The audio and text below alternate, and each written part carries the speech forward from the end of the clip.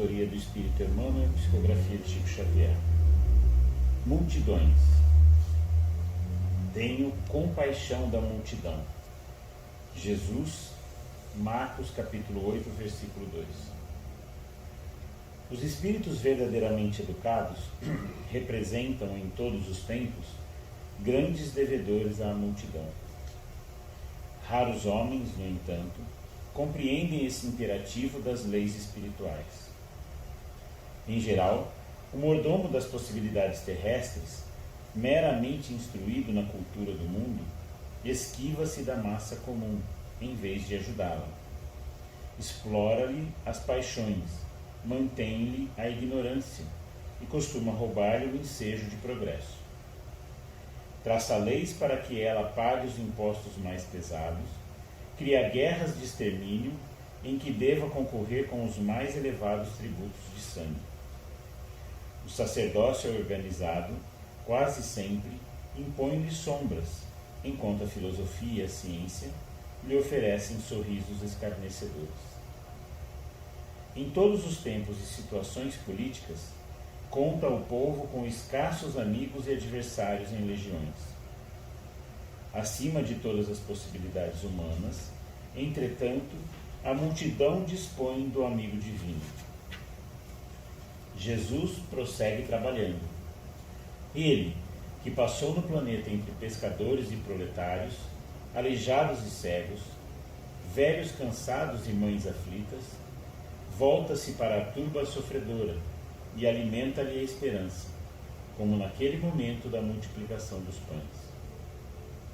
Lembra-te, meu amigo, de que és parte integrante da multidão terrestre. O Senhor observa o que fazes. Não roubes o pão da vida. Procura multiplicá-lo.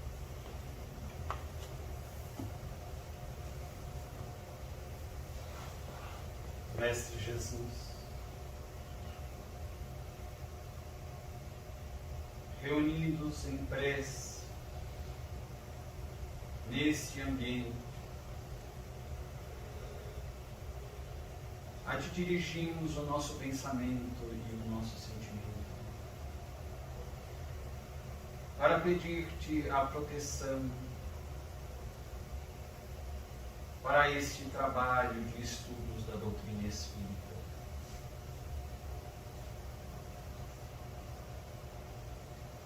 Que os bons espíritos, em teu nome, estejam conosco, a nos envolver em vibrações de paz, de saúde, e a nos ajudar na compreensão das lições que estudaremos logo mais. Nós também a te rogamos, Senhor, que nos ajudes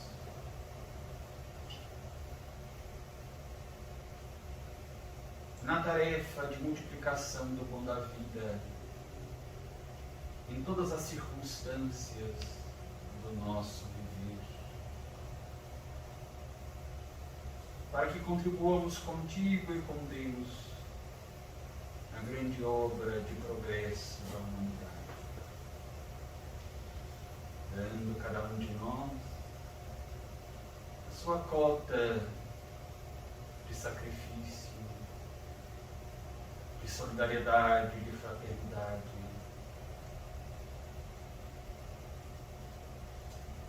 Nós também desejamos pedir-te, Senhor, a todos os nossos irmãos de humanidade em situações de desespero, de angústia, de loucura e de obsessão, para que tenham condições de enfrentar os desafios da vida com mais fé, mais esperança e coragem, de modo a não tombarem em equívocos maiores, ou mesmo no suicídio. Felizes por esta oportunidade que nos concede, Senhor. Nós te reverenciamos e louvamos nesta hora e para sempre. Que assim seja.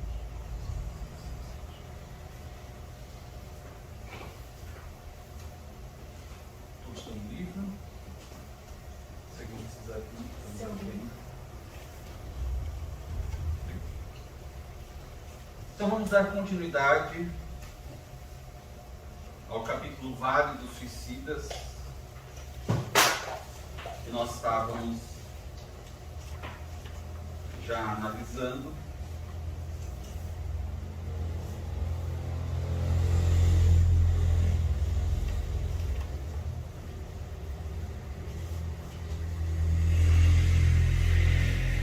Nós tínhamos visto já mais ou menos a respeito da descrição do Vale dos Suicidas, que neste capítulo o autor nos apresenta muitos detalhes, e depois também tínhamos visto uma comparação que ele faz, ou que ele fez, com relação às paisagens da Terra.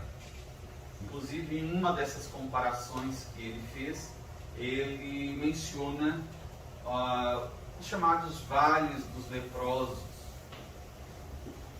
conforme nós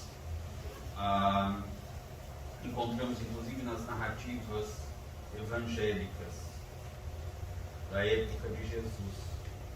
E ele diz: aqueles vales dos leprosos, eles eram muito mais preferíveis ao vale ou aos vales dos suicidas, porque o autor nos lembra que não existe apenas aquele vale no qual ele esteve. De certo, há muitos outros vales espalhados por outras localidades, na própria crosta talvez, ou em torno da crosta terrestre. Então ali, naquelas comparações que ele fez, ele nos alertava para a necessidade de aproveitarmos todos esses recursos que as paisagens da Terra nos oferecem, todos os recursos que a própria Terra nos oferece, os recursos de harmonia, de beleza, para que nós possamos aproveitar nosso estágio na Terra, nosso estágio reencarnatório da melhor maneira possível. Identificar estes elementos da misericórdia de Deus na existência terrestre, na nossa reencarnação. E também tínhamos mencionado a questão de eles não terem a oportunidade de contemplarem beleza, harmonia naquele vale dos suicidas. E tínhamos feito uma menção do livro Obreiros da Vida Eterna, no qual André Luiz menciona a paisagem também muito triste, desoladora, daquela região do Baixo Umbral, onde estava localizada a Casa Transitória Fabiano de Cristo. E o comentário do instrutor Jerônimo, que dizia que era providencial, era muito importante que aqueles habitantes daquela região do Baixo Umbral, onde estava a Casa Transitória, não tivessem distrações com recursos de beleza naquela região. Porque aquele cenário tenebroso, feio, era exatamente o resultado das criações mentais daquela população que ali permanecia. E era importante que eles tivessem contato constante com as suas próprias criações mentais, as suas ideoplastias, porque seria como um espelho. Eles enxergariam fora a própria realidade interior.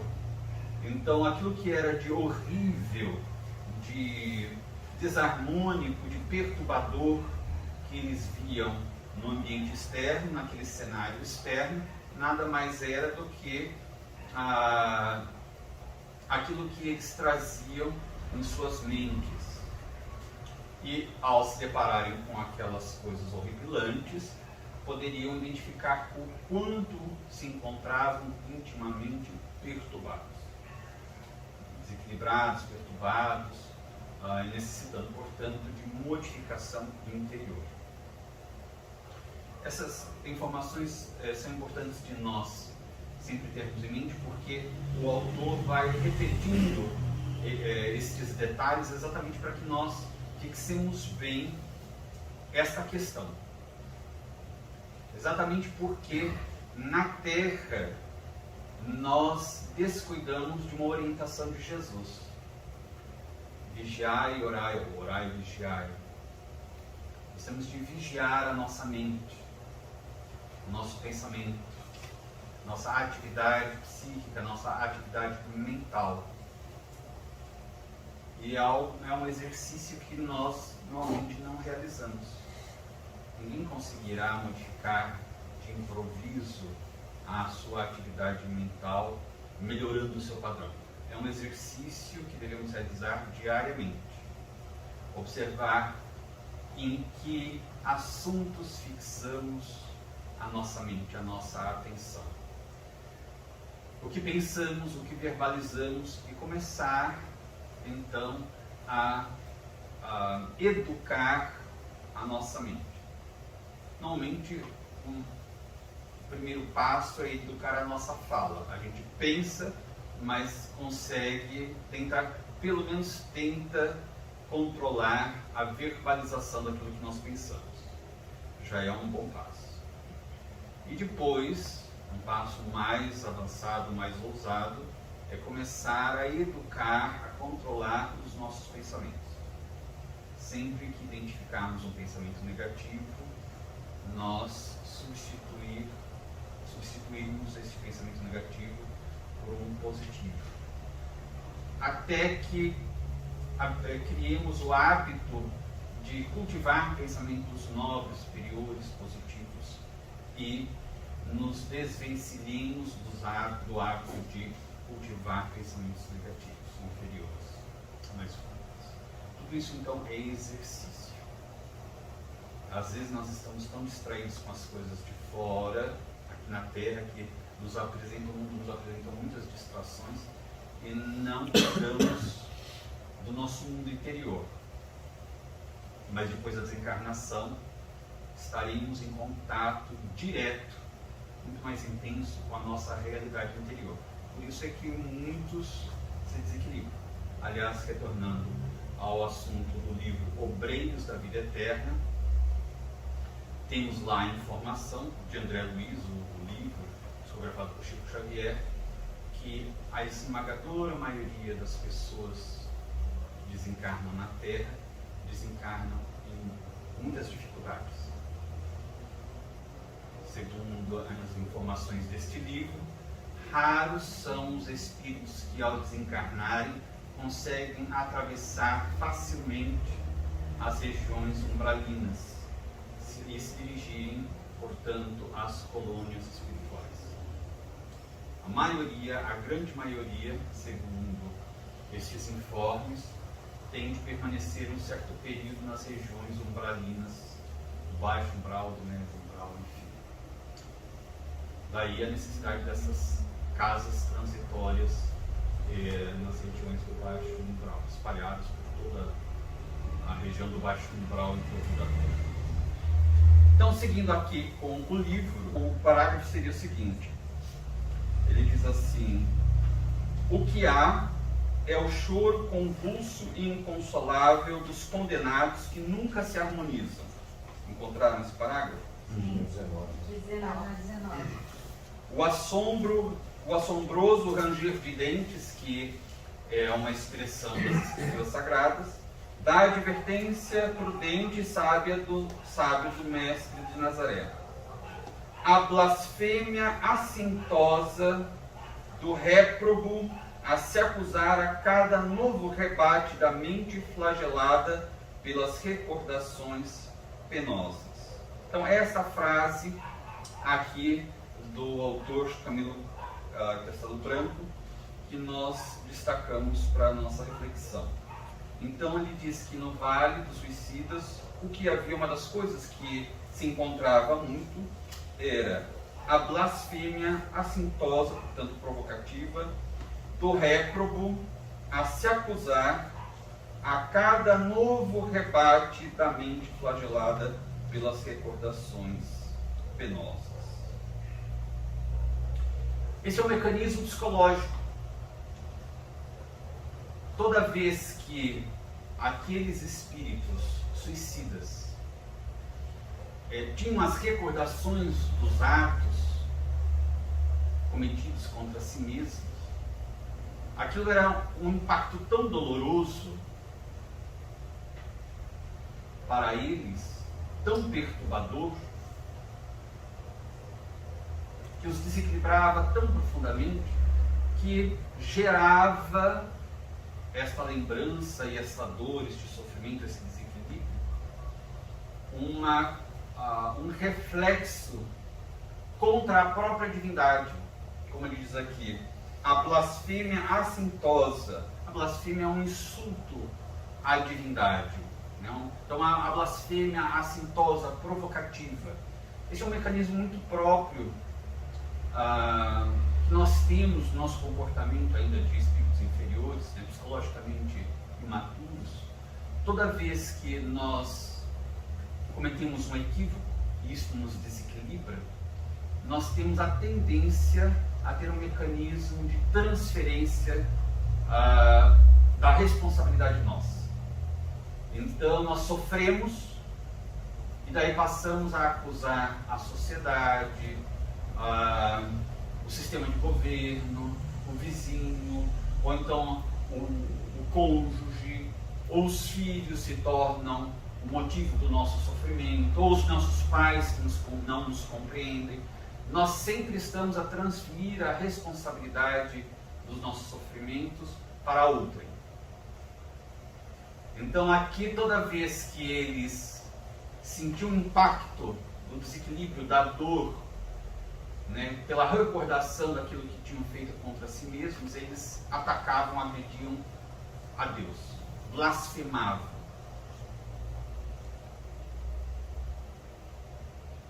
Isso então é algo que a gente precisa também atentar, porque sempre que nós permanecemos neste comportamento de transferência da responsabilidade, nós atrasamos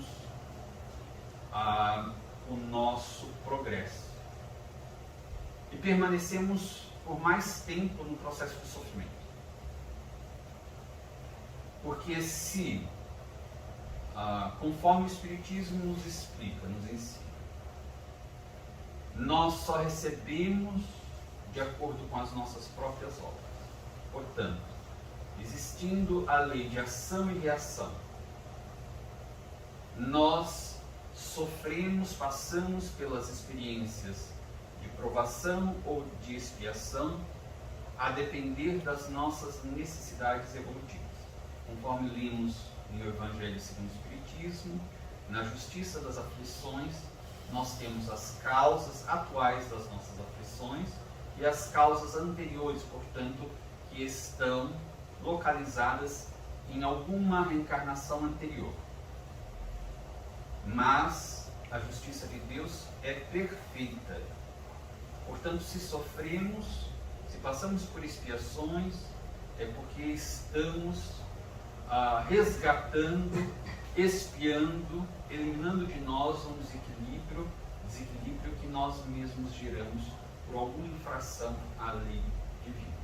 Ou então, estamos passando por uma prova, uma experiência de aprendizagem, porque ainda não conquistamos todos os conhecimentos, nem todas as virtudes.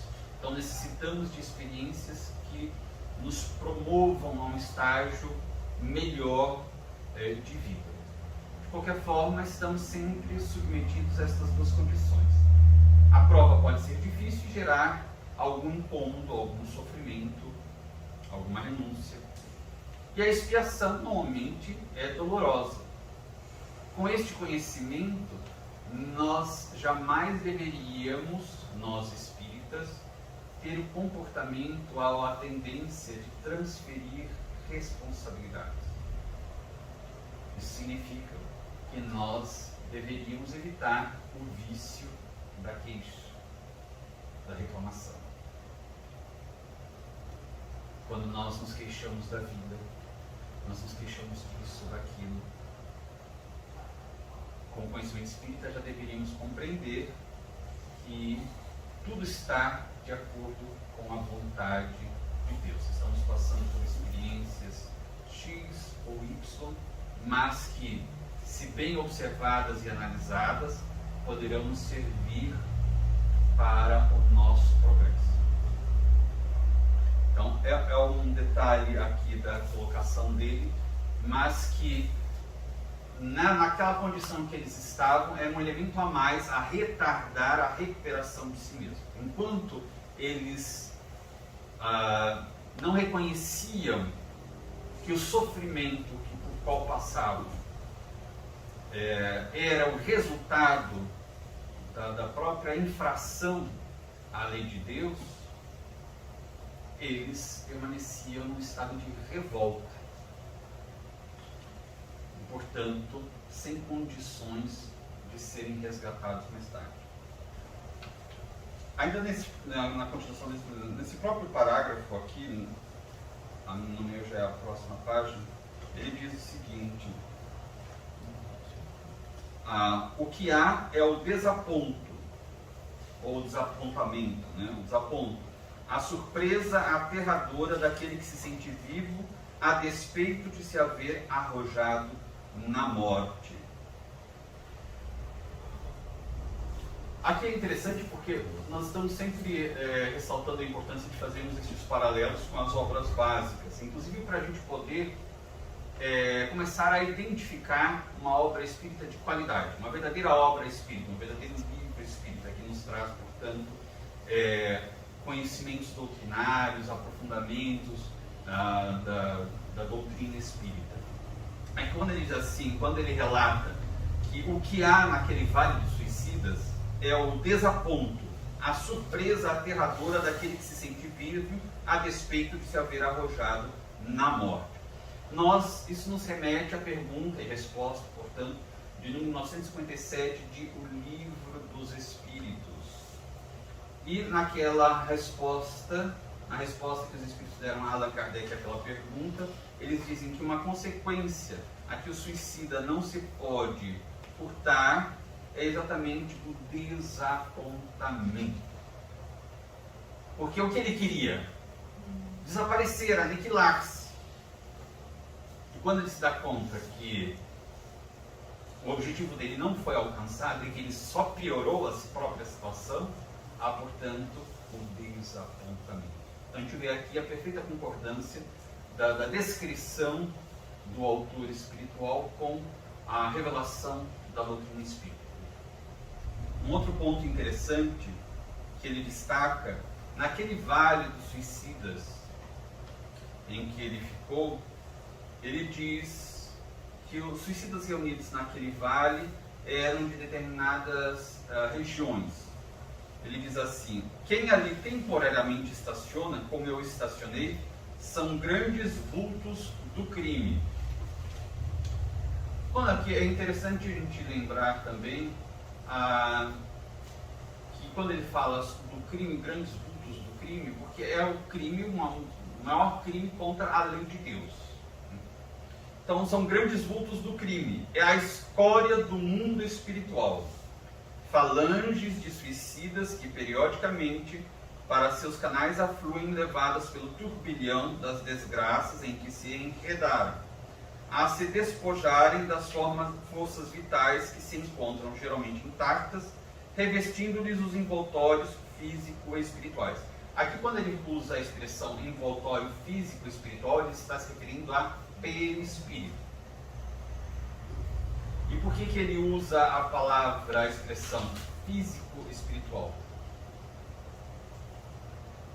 Porque o perispírito, como nós nos lembramos, ele é um subproduto do fluido cósmico universal, assim como O corpo físico também é um subproduto do fluido cósmico universal.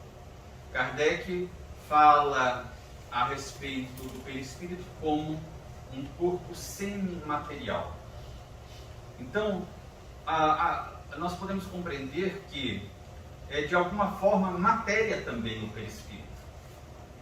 Não é algo simplesmente vaporoso, é algo realmente material, só que uma matéria quintessenciada, é uma matéria num estado mais sutil.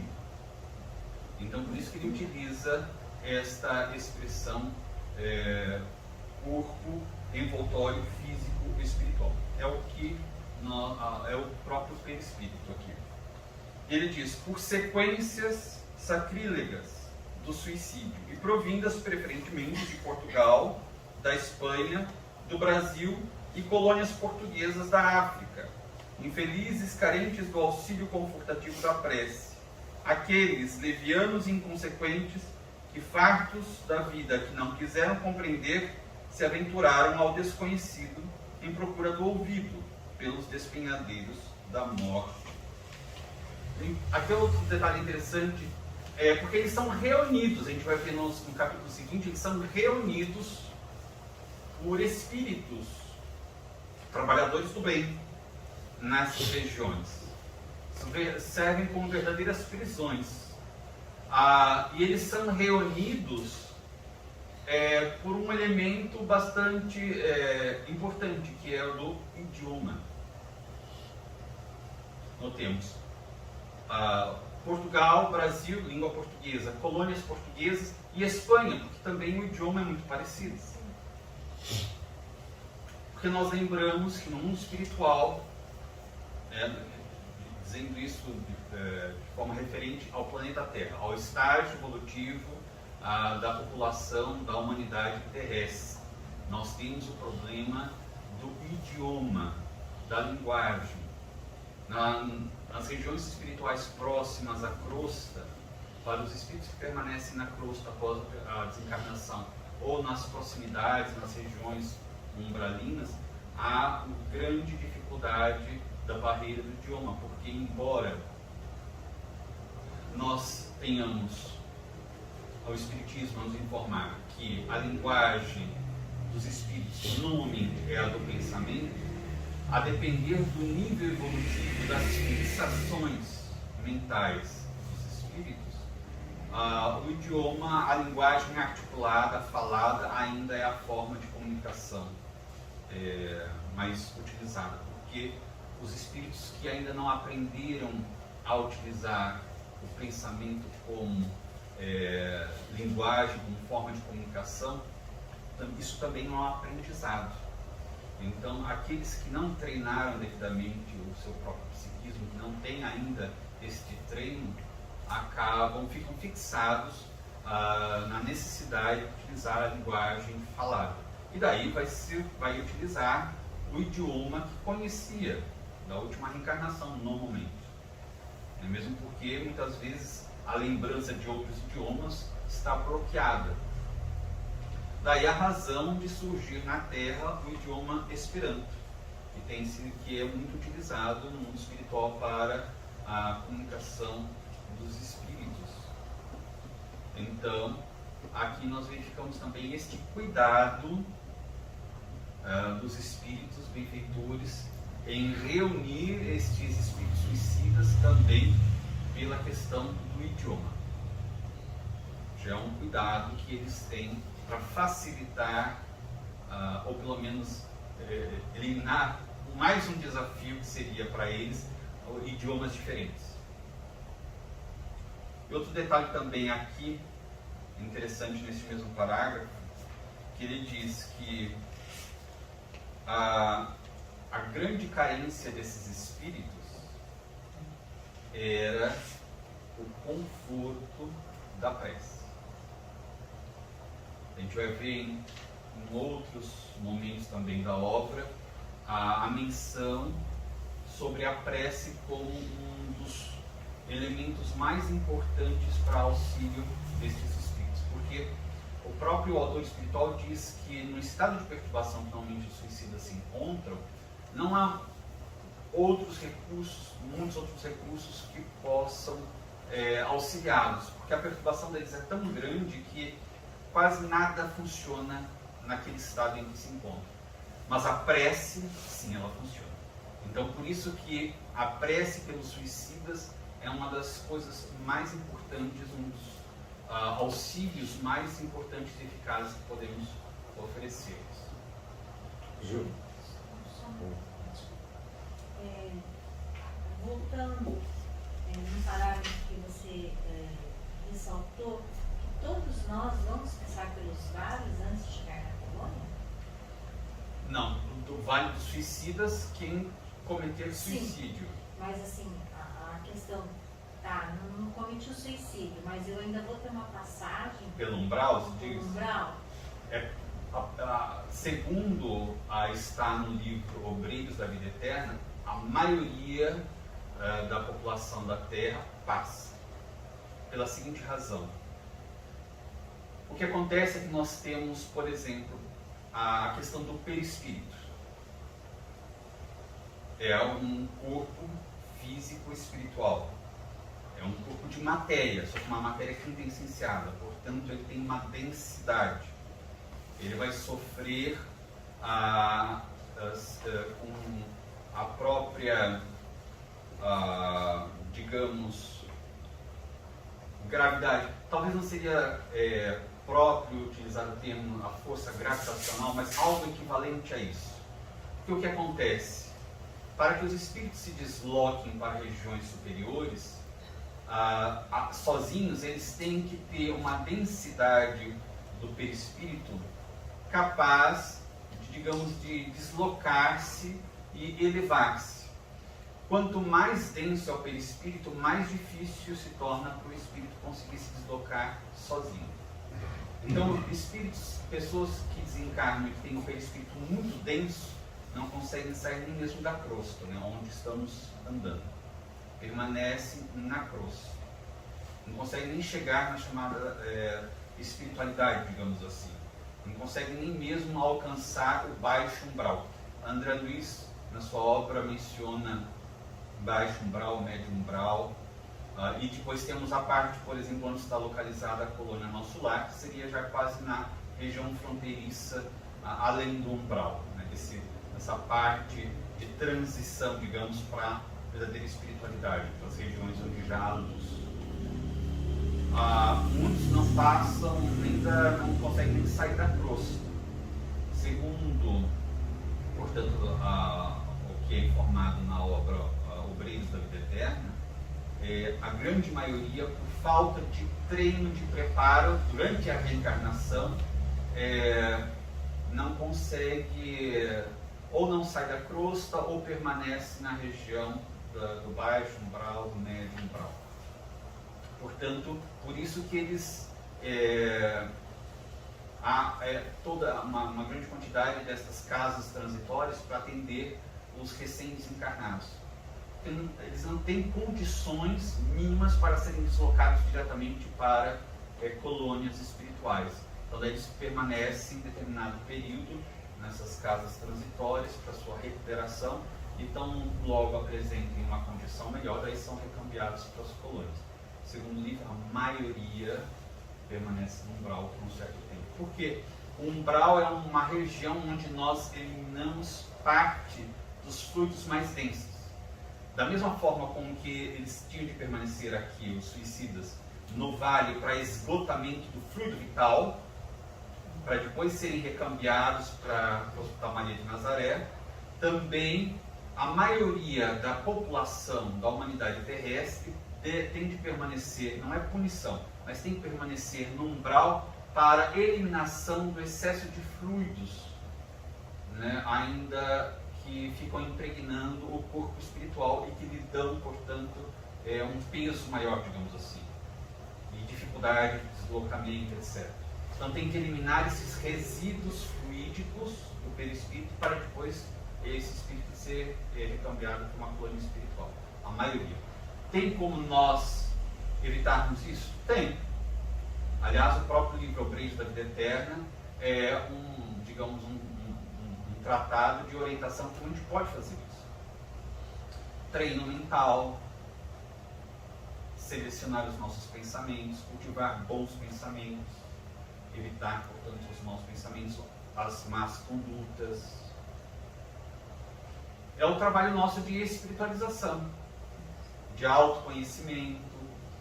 Quanto mais você está ligado na matéria, no mundo, aqui nas coisas do mundo, aos conflitos que você vai adquirindo, as perturbações, aí você está mais propenso a ficar nessa crosta aqui. Quanto mais você se eleva, cultivar os pensamentos, prece, muito mais fazer o bem, a caridade, viver o Evangelho do Cristo, aí você vai se preparar para essa passagem, né? Eu entendo pelo que eu li do livro. Exatamente. Tudo aquilo que a gente aprende com a doutrina espírita, se a gente começar a exercitar, é evidente que ninguém se tornará um espírito de luz numa única reencarnação. Do nosso estágio para um espírito de luz, um espírito elevado, há muito chão, muito caminho a ser percorrido. Mas a gente poderia, se a gente quisesse, a gente pode, se a gente quiser, ter uma desencarnação muito mais tranquila.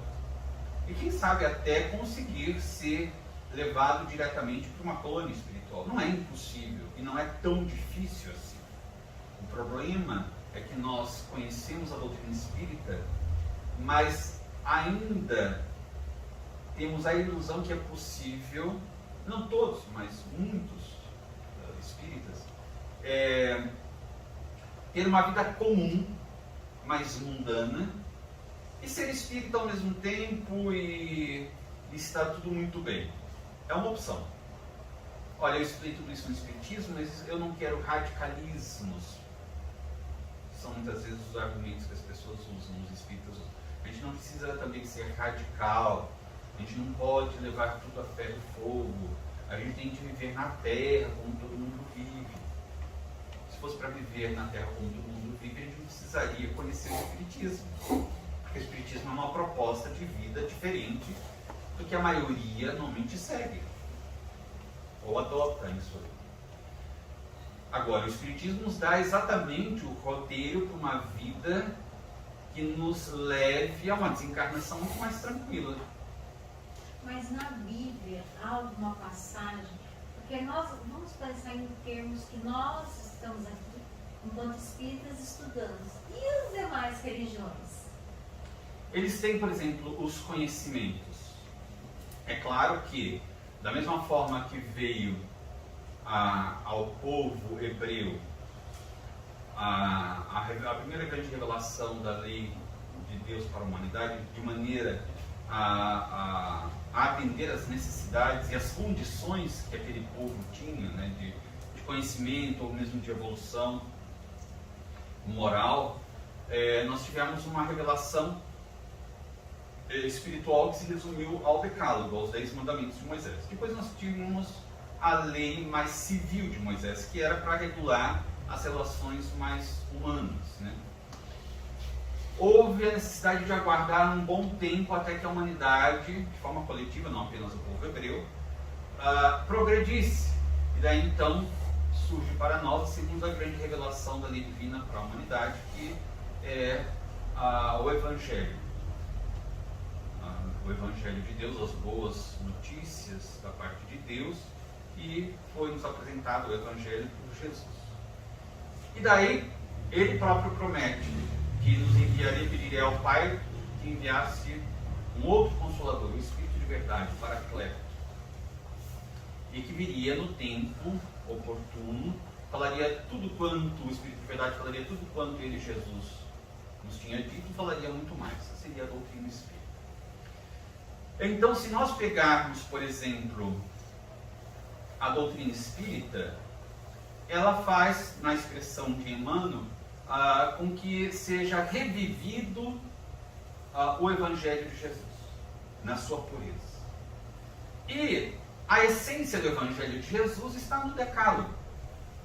Ou mesmo se nós pegarmos também os conhecimentos dos profetas, ali também ele mesmo repete várias vezes expressões que estão nos livros dos profetas, dos antigos profetas de Israel.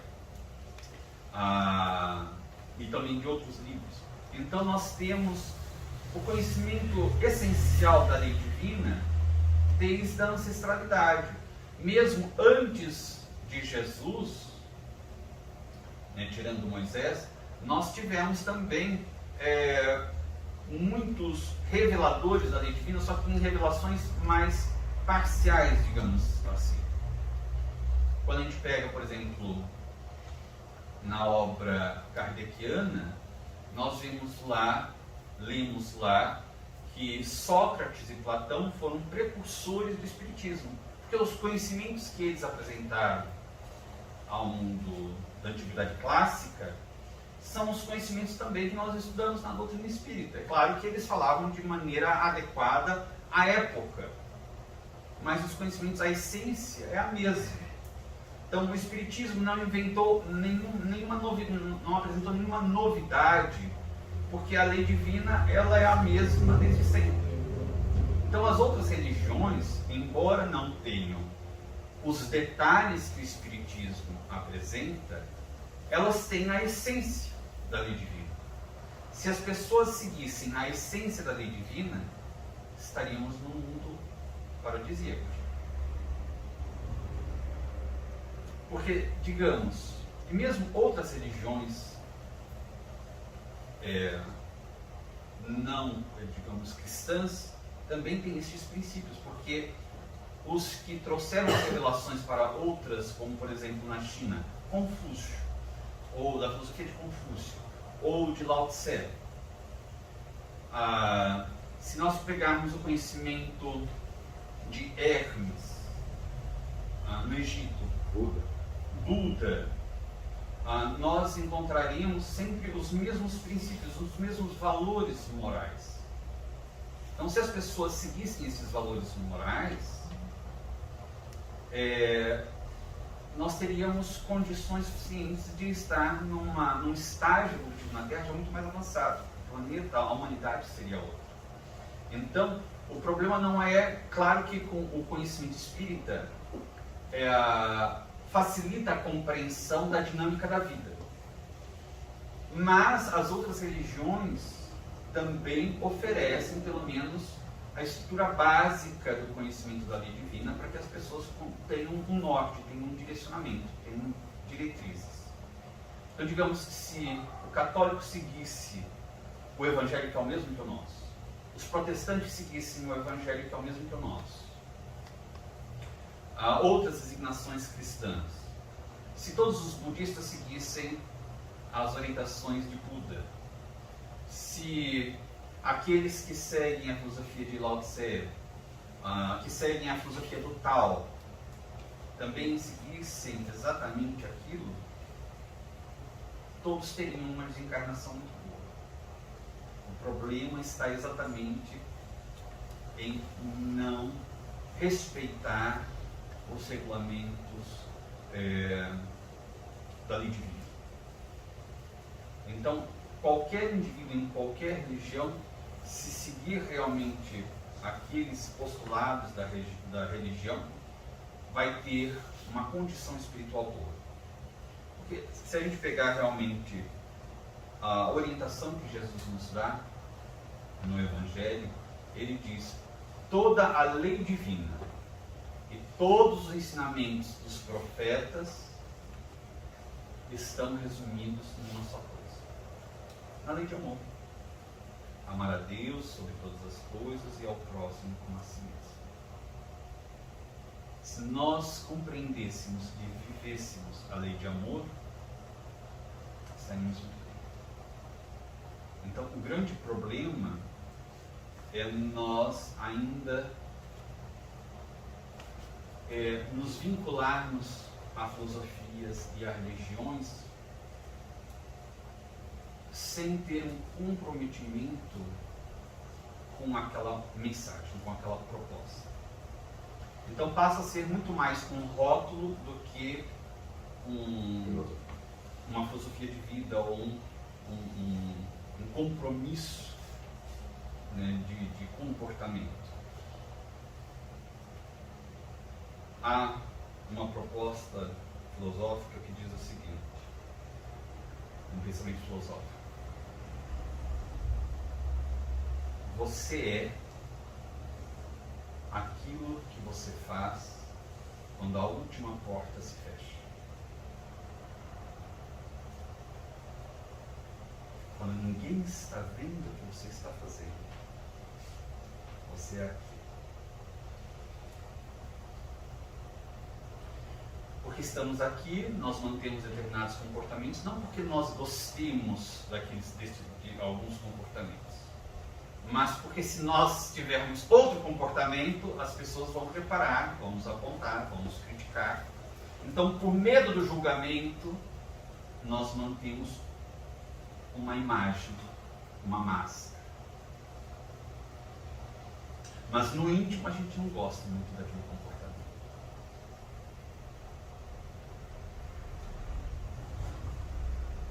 Aí está.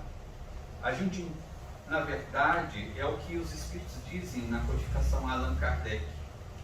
Quando Kardec falou assim, mas não haveria tendências negativas, paixões que nos arrastariam de qualquer forma, a gente, mesmo que nós fizéssemos esforços, nós não conseguiríamos vencer esses arrastamentos, essas paixões. Não haveria paixões irresistíveis. Os benfeitores disseram a Kardec, não há. O problema é que quando as pessoas dizem, eu não consigo mudar, segundo eles é porque as pessoas não querem mudar, se comprazem naquele comportamento inferior. Está no livro dos Espíritos. E ainda os benfeitores dizem o seguinte, se as pessoas quisessem realmente mudar, bastariam insignificantes esforços. Eles dizem, quando alguém realmente quer superar uma fraqueza, modificar um comportamento, quando verdadeiramente quer e faz um esforço real naquele sentido, a nossa tarefa, por ordem de Deus, é potencializar aquela força, aquele esforço feito e auxiliar aquela pessoa. Então, se a pessoa perseverar naquele esforço, vai conseguir superar, porque nós estaremos auxiliando. Ele diz, mas o que nós vimos é que as pessoas, gostaria muito de mudar, eles dizem. A pessoa, quando diz isso, normalmente ela diz da boca para fora, porque no íntimo ela pensa assim, não quero mudar nada, eu gosto do jeito que sou. Então, o problema ainda é que nós não assumimos o compromisso conosco mesmo de dizer, porque talvez ainda, conforme também nós lemos nos relatos bíblicos, quando diz, eu creio, ajuda a minha incredulidade. Talvez nós pensemos assim, o Espiritismo é muito bom, mas será que precisa mesmo de tudo isso? Será que se eu não levar mais assim na maciota não vai dar o mesmo resultado? E se eu fizer muita renúncia e verificar que daí nem precisava de tanta renúncia, abrir mão de tanta coisa que eu gostava e nem precisava? E nas outras religiões é a mesma coisa. Nas outras religiões cristãs a base é a mesma que a nossa. A gente só tem a compreensão facilitada pelos esclarecimentos que os Espíritos nos deram. Mas se nós pegarmos também um indivíduo que ouvia os ensinamentos de Sócrates, ou mesmo de seu discípulo Platão, quem leia os diálogos de Platão, quem ler, por exemplo, o mito da caverna tão conhecido, há vários mitos que Platão escreveu, mas talvez o mais conhecido seja o mito da caverna, fala exatamente do mundo causal, o mundo espiritual, e o mundo dos efeitos, que é efêmero, que é o mundo físico. A gente se perde no mundo dos efeitos e se esquece que nós viemos do mundo causal, do mundo espiritual, que é a verdadeira vida nossa. Então, quem estudar, por exemplo, Platão, estará bem instruído com relação à vida espiritual também.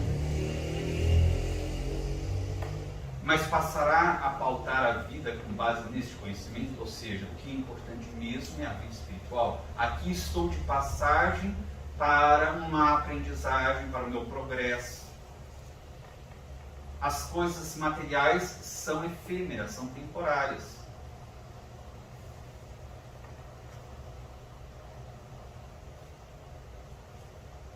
Então, o grande problema ainda é o nosso compromisso com a verdade.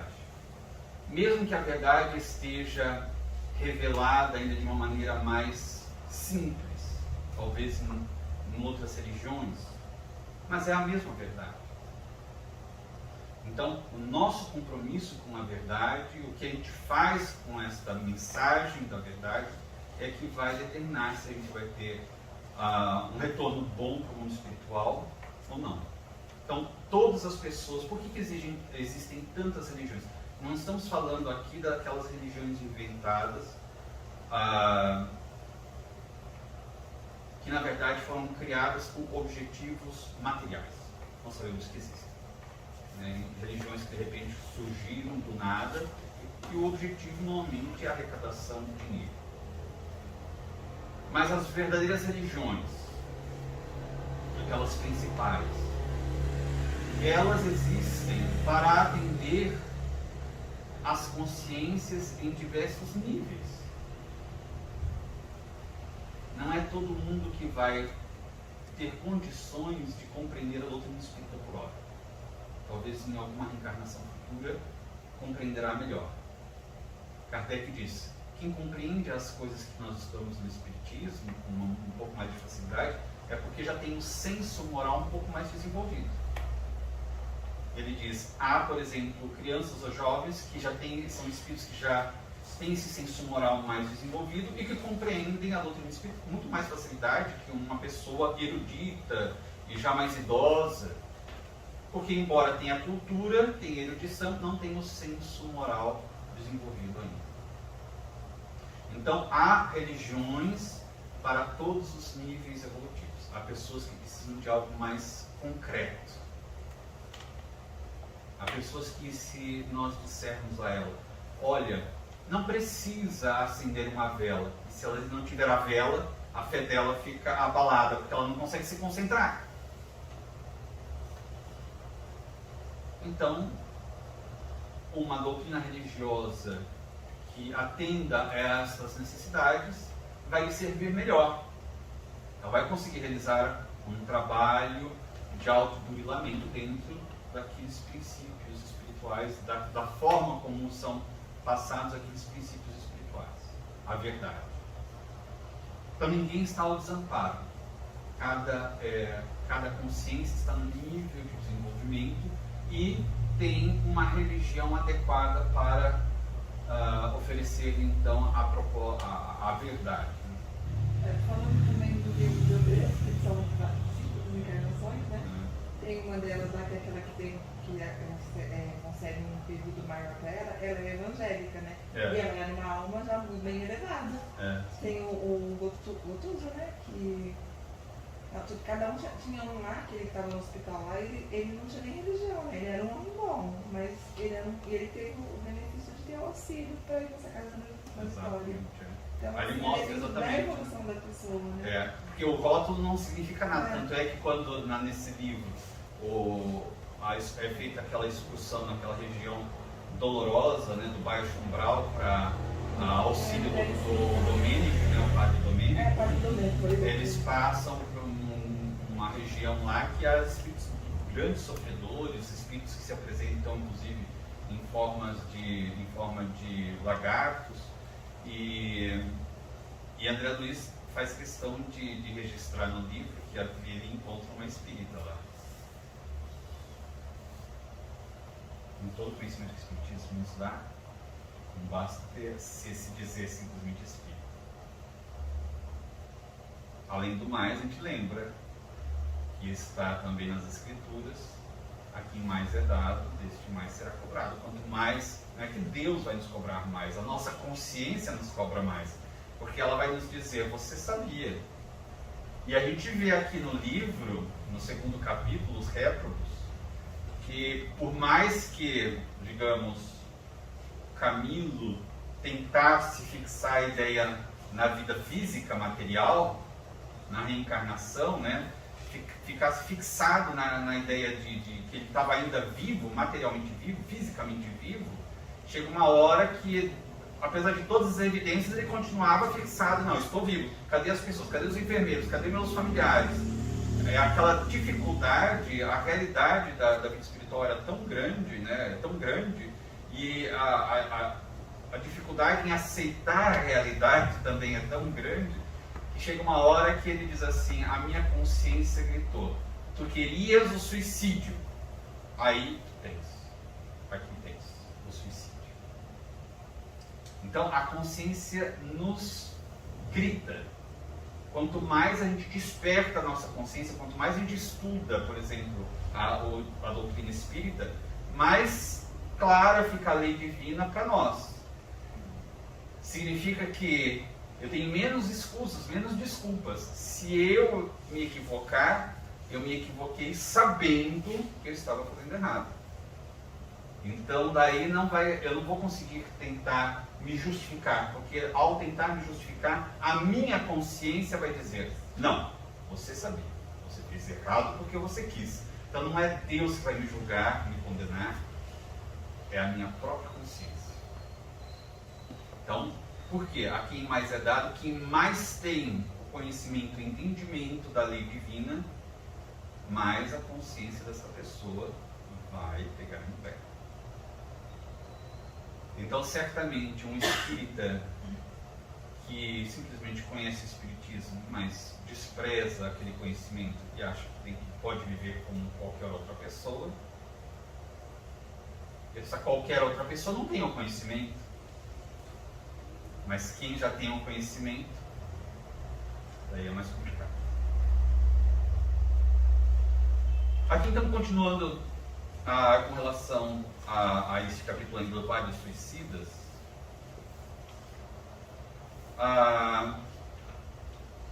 Aqui a gente já leu, na verdade, aqui uma frase que ele diz assim, quando ele diz a respeito das pessoas que cometeram suicídio, né? Ele diz a respeito dos suicidas: fartos dessas pessoas, né, esses espíritos estavam fartos da vida física. Ele coloca assim: fartos da vida que não quiseram compreender. Isso está aqui novamente de acordo com aquilo que nós acabávamos de comentar a respeito de O Livro dos Espíritos. Não há arrastamentos, paixões irresistíveis. Não há. As pessoas é que não querem se modificar. Quando dizem eu não consigo me modificar, o que os espíritos disseram a Kardec? É porque elas não querem, não é que elas não conseguem, elas não querem porque se comprazem naqueles comportamentos. São mecanismos psicológicos nossos. E aqui exatamente ele fala a mesma coisa. Mas a pessoa não compreendeu o que a vida esperava dela. Não, ela não quis compreender. Mas essa é uma colocação muito dura, né? Não, é a realidade. Então aqui, Camilo tem uma colocação que pode parecer dura. Aqueles indivíduos cometeram suicidas, e ele se inclui nisso, porque ele foi um suicida. Estavam fartos da vida que não quiseram compreender. A gente lembra que ninguém recebe um fardo mais pesado que os ombros podem suportar. Júlio, antes de você terminar isso daqui, eu queria voltar nessa questão um pouquinho atrás aqui, que ele fala em que se enredaram a se despojarem das forças vitais que se encontram geralmente intactas, revestindo os envoltórios. O que você falou agora há pouco do corpo, do perispírito, né? Aqui, só para entender, aqui eles ainda estão na fase que os corpos, ou o perispírito, ainda tem muito fluido vital. Exato, por isso que ele coloca assim, eles são levados aqui àquela região para se despojarem das forças vitais, ou fluido vital, que se encontram, essas forças vitais, geralmente intactas, revestindo os envoltórios físicos e espirituais. Então, esses intactas, dá a entender que às vezes ainda estava cheio de vida, né? Estava cheio de fluido vital. É isso que vai dar... porque o fluido vital, quando a gente se reencarna, digamos, a uma programação reencarnatória, o indivíduo vai se reencarnar e permanecer na vida física por 30 anos, 20 anos, 80 anos. Então ele se reencarna com uma carga de fluido vital adequada para aquele período de existência física. Uma bateria. Exato. O suicídio, né, o indivíduo, ele rompe os laços do perispírito com o corpo físico, mas havia anualmente grande quantidade ainda de fluido vital. Digamos que ele ainda tinha mais 20, 30 anos de existência física pela frente. Então ele vai permanecer naquele vale dos suicidas até esgotar aquela carga de fluido vital que ainda está impregnando o perispírito. Então por isso que ele precisa permanecer ali na região do vale dos suicidas. Então, como está cheio de fluido, a dor, as sensações que a gente tem com a carne, ele também tem nessa fase. Né? Sim, sim. Isso aí é um estudo que Kardec faz em O Livro dos Espíritos, quando ele fala, é um texto que se chama Ensaio Teórico das Sensações dos Espíritos. Quando ele fala das sensações, percepções, dos sofrimentos dos espíritos. Então está em O Livro dos Espíritos, Ensaio Teórico das Sensações dos Espíritos. Inclusive ele menciona a questão dos suicidas. Ele fala ali qual é o mecanismo, por exemplo, da visão, das outras percepções ou sensações, da audição. Ele diz, por exemplo, ali neste texto, que eu recomendo a leitura, para inclusive melhor compreensão aqui desse estudo, que outras sensações, percepções e a audição, o espírito consegue ativar ou desativar. Ele foca em alguma coisa e não percebe, digamos, não ouve outros sons. Ele consegue regular isso, mas a visão não. A visão é ativa sempre. Mas ele diz também que os espíritos superiores conseguem se ocultar, se fazer invisíveis aos inferiores, mas não o contrário. Fala, por exemplo, que embora os espíritos consigam ativar ou desativar, por exemplo, a percepção auditiva deles, para focarem só aqui ou focarem só ali, se os espíritos superiores quiserem falar algo aos inferiores, se os inferiores não quiserem ouvir, tentar anular aquela percepção para não ouvir, eles não conseguem. Só conseguem se for de alguma percepção do mesmo nível ou inferior. Mas se é um espírito superior que quer lhe dizer algo, eles não conseguem abafar, digamos, anular aquela percepção auditiva. Então, essas informações todas estão neste ensaio teórico das sensações dos espíritos, no Livro dos Espíritos. Fala, inclusive, a questão dos sofrimentos ali, também dos suicidas, por causa ainda do fluido vital que está em grande quantidade no perispírito deles, e que há, portanto, repercussões, inclusive, do que se passa no corpo físico, em decomposição, enfim, repercussões no perispírito. No parágrafo, a gente encerra hoje aqui, neste parágrafo aqui. O além-túmulo acha-se longe de ser a abstração que na Terra se supõe, ou as regiões paradisíacas fáceis de conquistar com algumas poucas fórmulas inexpressivas. É o que o conhecimento de outras religiões muitas vezes oferece para as pessoas. Por exemplo, foi mencionado a extrema-unção. Não vai resolver o indivíduo receber a extrema-unção se ele não teve uma vida digna de equilíbrio na Terra. Então não é simples desencarnar. É simples para quem viveu adequadamente. A Joana de Ângeles tem uma proposta. Nós deveríamos pensar na morte física todos os dias. Considerar que pode ser todo dia pode ser o dia da nossa desencarnação. Ela diz, não é que nós vamos desejar que a desencarnação nos ocorra antecipadamente, não é isso. Mas ter a consciência da realidade. Porque pode ser que seja hoje mesmo o nosso dia de desencarnar. Pode ser. A gente vai para casa, dorme, quando acorda, já está fora do corpo físico. Às vezes não dá nem tempo de chegar em casa, tropeça, bate a cabeça ali fora e desencarna. Então pode ser que seja hoje o dia da nossa desencarnação. Nós estamos preparados? Essa mala está pronta? Exato, é. Se preparar para uma viagem, né? Exato. A mala está pronta? Exatamente. Joana de Anjos dizia a Divaldo: meu filho nunca morre na hora errada. Ele falou: mas tem a hora certa, a hora errada? Eu tenho. A hora errada é a hora da irritação, a hora da tristeza, porque daí é nesta condição que a pessoa vai adentrar no mundo espiritual. Como a gente não sabe que dia é a hora que vai nos acontecer a desencarnação, a gente se perceber que estamos muito irritados, muito angustiados, muito deprimidos, a gente tem que trabalhar o mais rápido possível para a gente modificar aquele nosso estado de alma, aquele nosso estado psicológico, nosso estado psíquico. Se acontecer, daí pelo menos a gente vai um pouco melhor. Então, aqui o além-túmulo acha-se longe de ser a abstração que na Terra se supõe, ou as regiões paradisíacas fáceis de conquistar com algumas poucas fórmulas inexpressivas. Ele é, antes, simplesmente a vida real. E o que encontramos ao penetrar suas regiões é vida. Vida intensa a se desdobrar em modalidades infinitas de expressão, sabiamente dividida em continentes e falanges, como a Terra o é em nações e raças, dispondo de organizações sociais e educativas modelares, a servirem de padrão para o progresso da humanidade.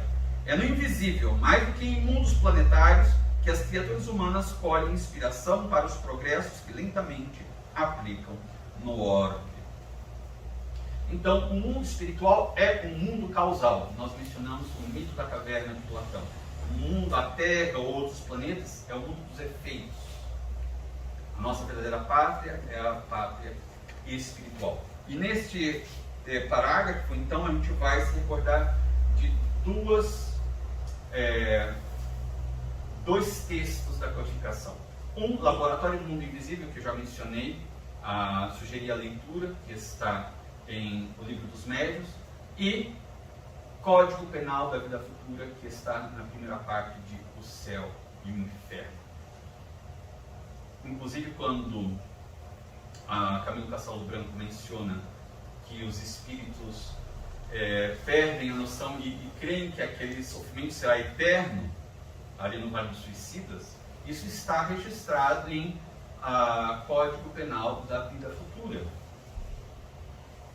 Porque em um dos itens deste Código Penal da Vida Futura, Allan Kardec menciona pelo estado espiritual inferior aquelas pessoas, aqueles espíritos, no seu estado de perturbação, creem que aquele sofrimento será eterno, porque não conseguem vislumbrar nada além daquilo. Estão tão perdidos, mergulhados no sofrimento, que não conseguem enxergar nada além. Então, para eles, a sensação é que aquilo é eterno, não acaba nunca, e não há perspectiva de acabar. É o que sofriam, é este o sentimento que aqueles suicidas também tinham, segundo Camilo Castelo Branco. Mas ele disse, que foi mencionado, não existem penas eternas. E esta sensação de que a pena é eterna para eles, que não acaba nunca, faz parte, entre aspas, da punição. Ou seja, o sofrimento tem de ser de tal forma profundo, intenso, capaz de se tornar uma mola propulsora de mudança. Pietro Baldi, na sua obra, ele falava a respeito da lei divina como o grande sistema, um grande sistema. E quando nós somos criados para caminharmos dentro deste padrão do sistema, na direção do sistema, ou seja, em cumprimento à lei divina. Enquanto caminhamos na direção do sistema, ou seja, cumprindo a lei divina, estamos progredindo e vivendo em harmonia. Quando infringimos a lei de Deus, ele diz, é como caminhar na direção contrária ao sistema. Infringir a lei de Deus está na nossa consciência, é uma autoagressão. Geramos para nós mesmos sofrimento. Só que nós somos insistentes e continuamos caminhando na direção do antissistema. Isto é, continuamos infringindo a lei de Deus e, portanto, vamos aumentando os nossos sofrimentos. Porque somos teimosos. Estamos sofrendo, temos o espinho no pé. E continuamos caminhando naquele mesmo terreno que tem muitos espinhos pela frente, e vamos colocando mais espinhos. E Pietro Baldi diz assim, mas dentro da própria lei há um limite de sofrimento que o ser humano pode tolerar. Quando ele chega naquele limite, ele fala, não suporto mais. E daí ele cede. O orgulho cede. E daí ele volta, faz o caminho de volta. Caminhar na direção do sistema, ou seja, caminhar na direção do cumprimento da lei de Deus. Então, por isso Kardec diz no Código Penal da Vida Futura, é importante que o indivíduo sinta que o sofrimento é eterno. Não é eterno, mas ele sente como se fosse, porque ele não consegue divisar nada além. E naquele desespero, naquele sofrimento atroz, o orgulho cede. E quando cede, ele provoca a mudança. Abre espaço para a mudança. E daí o indivíduo volta a considerar cumprir a lei de Deus. A lei de Deus é a lei de harmonia. Tudo bem então até aqui?